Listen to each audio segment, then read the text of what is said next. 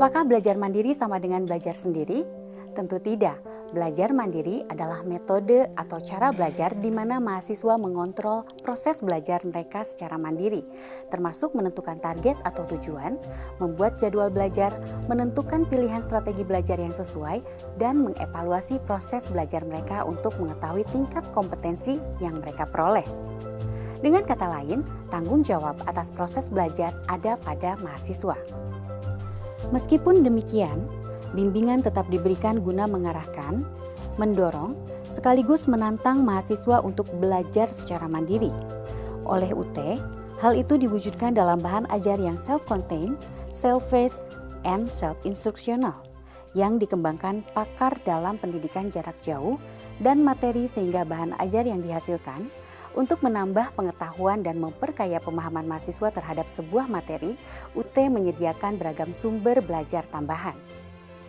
Seperti ruang baca virtual yang memberikan kemudahan mahasiswa untuk menelusuri sumber pustaka digital dari tempat masing-masing. Selain itu, UT memiliki Open Educational Resources yang disulih bahasa menjadi Suaka UT atau sumber pembelajaran universitas terbuka, yang menawarkan program berupa UT TV dan UT Radio, yang berisi aneka program layanan pendidikan, termasuk tutorial, guru pintar online, berisi informasi dan sumber rujukan bagi para guru, dan UT Open Courseware, berisi materi pengayaan yang diberikan secara online. Beragamnya layanan informasi dan sumber belajar tambahan diharapkan dapat membantu mahasiswa dan masyarakat umum serta memperoleh pengetahuan, keterampilan, dan pemahaman akan sebuah materi. Menyadari pentingnya real-time communication antara penyelenggara pendidikan dan mahasiswa, UT menyelenggarakan webinar atau e-lecturing secara berkala. Dalam kesempatan ini, terjadi komunikasi sinkron antara mahasiswa dengan dosen atau narasumber.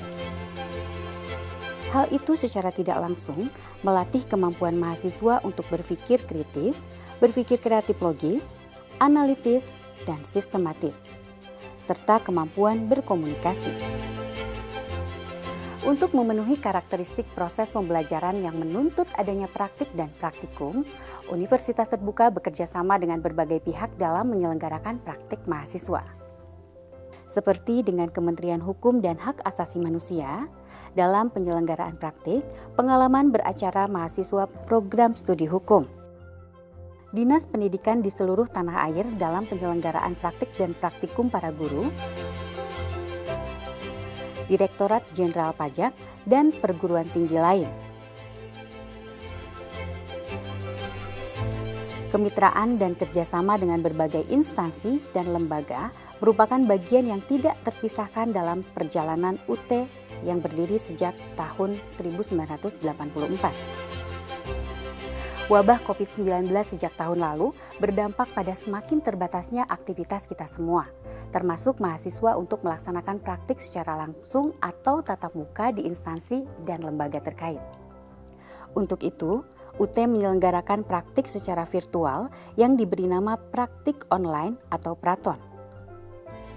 Praton dirancang sedemikian rupa agar memberikan kesempatan kepada mahasiswa untuk melakukan praktik secara virtual dengan tetap mempertahankan karakteristik praktik tersebut.